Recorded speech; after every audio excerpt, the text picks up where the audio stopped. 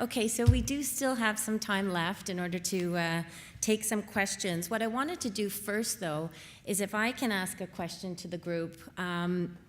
What I thought would be helpful is if we can have each of you talk about what you think could be done to enhance the fiscal relationship, and if there are some short-term or mid-term or long-term goals that you think could be identified to assist with the fiscal relationship that we have.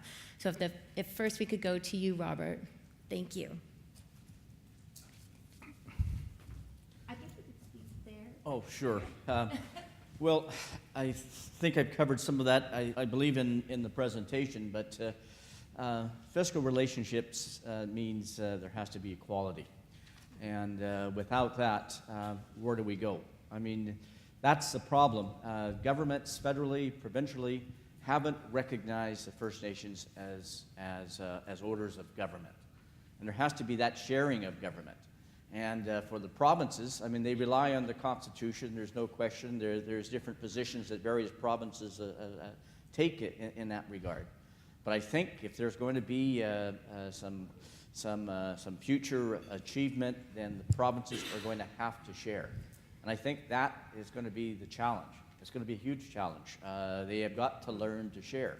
And they're going to have to share in the resources. They're going to have to share in the revenues being created.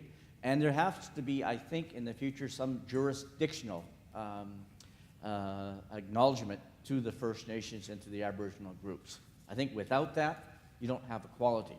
And I don't think that we need to look at programs per se and so forth. I think it has to be the jurisdiction, and we need the governance authority to make things happen, to raise monies. That's what the government is, and that's what a government has to include, and that's what's missing in the First Nation relationships today.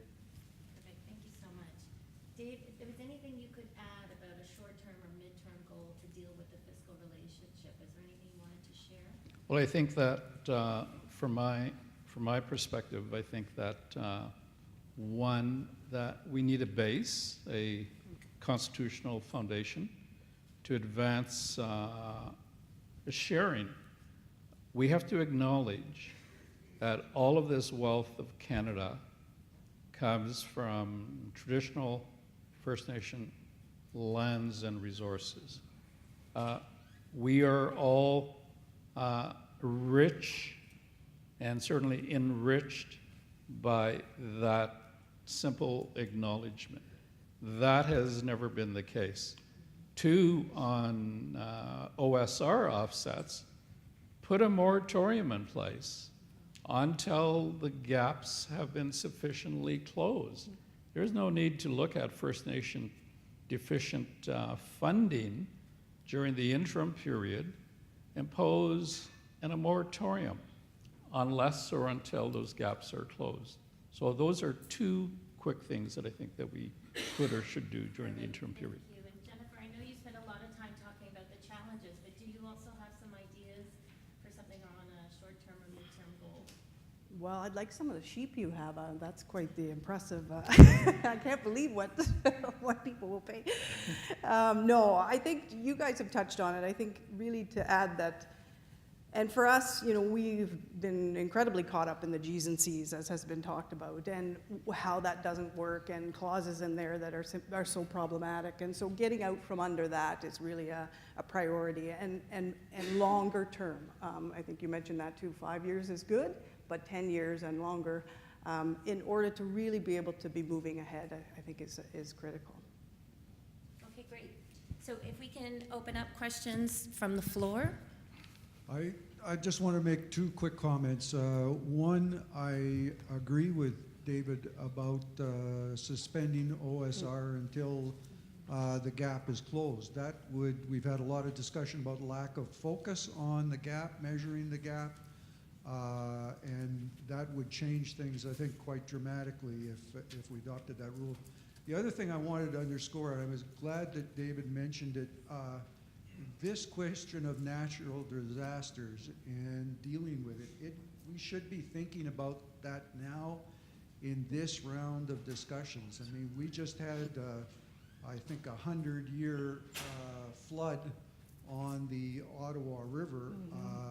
And I think maybe there was a First Nation at Golden Lake that got impacted by that. But we're seeing that more frequently with global warming.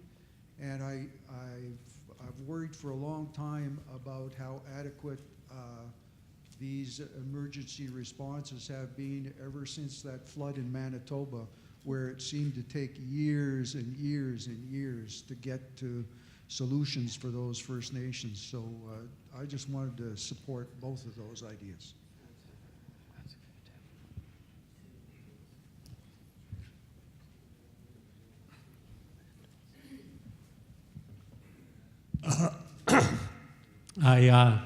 I listened to all of the speakers here, and you gave me some good information, and I looked at why would I want to go into something that is detrimental to my First Nation. But the other thing was that the province of Ontario had a sharing clause. There was a sharing clause inside of the treaty. And Treaty 3 also stipulated that all treaties that were made before them had to take the same road that they did. The sharing clause for education, for the medicine chest, all those things were included inside of Treaty 3. The other thing that was included inside of Treaty 3 was the Métis. And if they would have lived up to those, to that treaty and to the treaties that were previous to it, we wouldn't be in the situation that we're in right now. So I look at it that the government is trying to cop out on some of their province, and that if the only other alternative, I think, is sometimes is take them to court. We've taken them to court, and we've won and won and won. The reason that this here is coming about the government is to stop litigation. And I don't think that that's a good idea either, because it lets them off the hook. So when I look at what you had to say, I look at my First Nation. We have unceded territory here that has never ever been answered up to. I can see us in the courts now because they never lived up to the treaty obligations that they had when they made the treaties with us. They didn't live up to the Royal Proclamation or the Quebec Act. So when they literally stole the land out from underneath of us. But because we never ever took them to court, those things still stand on the books. And so there's a time coming where we're going to have to make them own up. I know it takes political will in order to get something taken care of, but they could start in a little bit before we get to court. Either that or they're going to, the future generations that are going to come along are going to have to bear all of the money that comes to us. Not only us, but other First Nations who have that litigation, including the Métis. So that's what I have to say. There's no really question that I have for you. I just listened to what you had to say, and those are my conclusions on what took place here. Thank you very much for your speaks. I'd like to comment as well, Elder, because I think it does boil down to political will. And I think there's been a misnomer as to what Indian giver really is, and it's not really the Indians.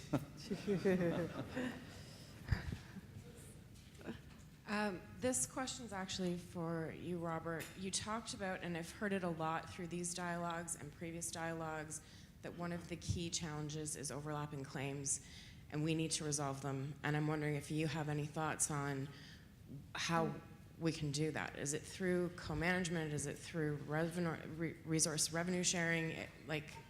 Has there been discussions around how overlapping claims can be resolved?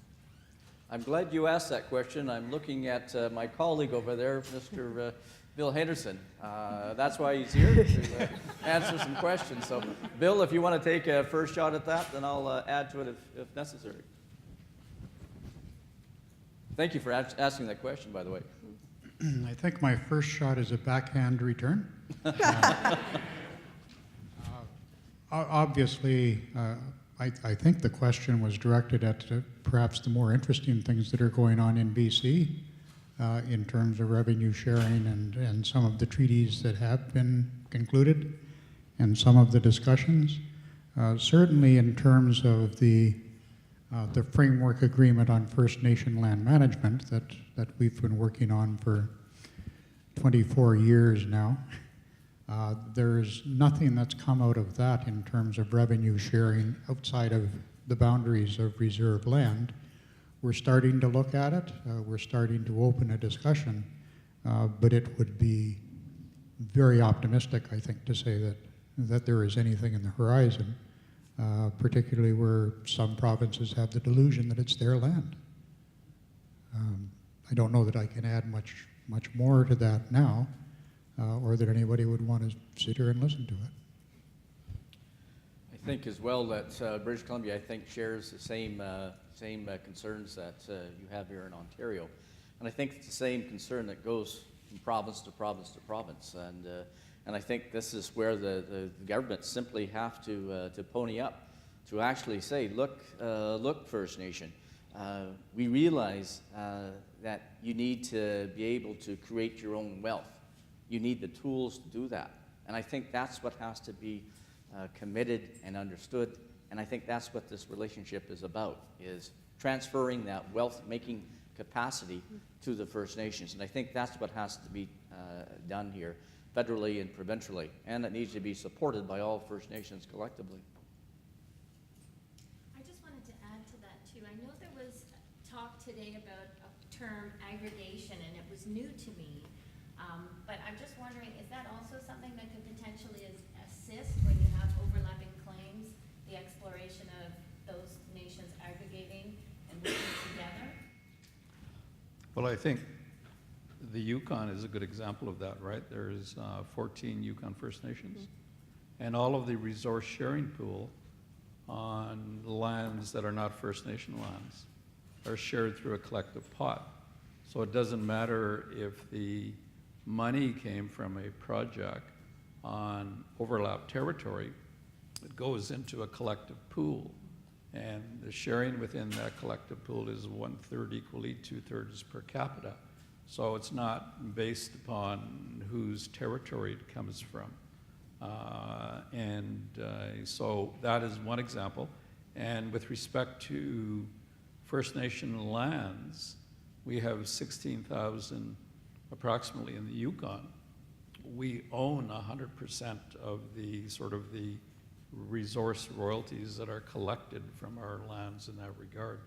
So that is one sort of solution that we've adopted in the Yukon to avoid issues of overlapping interests or claims.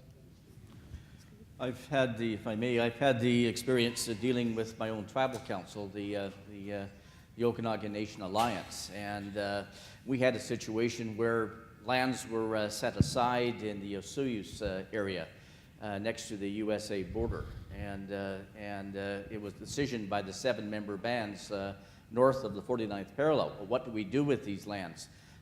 We had the opportunity to buy other lands to add to this particular land base, and we had the discussion of the chiefs. So we went around the table. Well, when we went around the table, everybody had a different solution. Some said, no, we're not going to do anything with those lands. Others said, well, no, if we're going to raise monies that we're going to take from the coffers of our community, we have to get some sort of returns. And so we went around the table. By the time we finished, everybody had a different direction. Maybe the cliche, too many chiefs, not enough Indians, I don't know. But the problem was we couldn't agree. And I think that becomes a problem, and that certainly remains a problem today, at least with my communities and the Okanagan Nation Alliance. So aggregation is going to be a difficult thing. We've looked at aggregation in some of our land codes and so forth, and I think in some cases it will work if there can be some sharing of monies, and if there can be things that can be collectively shared without the squabbles or the concerns. But I think there are some issues that will have to remain independent to the First Nation communities, and that's where aggregation has its place, and yet again it has its downsides as well.